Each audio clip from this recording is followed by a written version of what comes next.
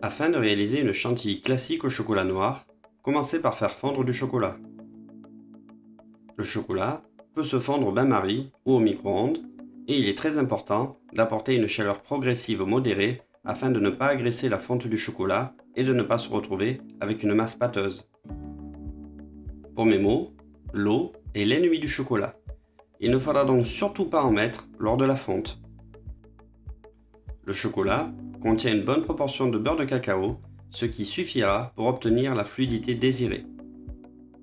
Afin de mélanger le chocolat, utilisez préférentiellement une maryse qui permet de bien corner les bords du récipient. Une fois que le chocolat est bien fondu, réservez. Parallèlement, montez une crème fouettée bien souple et réservez. Procédez au mélange de crème fouettée dans le chocolat. Pour cette étape, il est crucial que le chocolat soit bien chaud. En effet, le fait d'ajouter de la crème fouettée dans le chocolat va provoquer une cristallisation très rapide du beurre de cacao et peut entraîner la formation d'une masse épaisse et granuleuse qui n'aura rien à voir avec de la chantilly. Il est d'usage de se mettre à proximité d'une source de chaleur pour effectuer le mélange et de réchauffer la masse si besoin.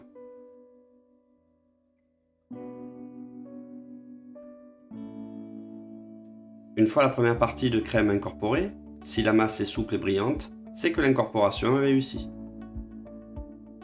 Intégrez la deuxième partie de crème fouettée dans le chocolat et mélangez rapidement au fouet.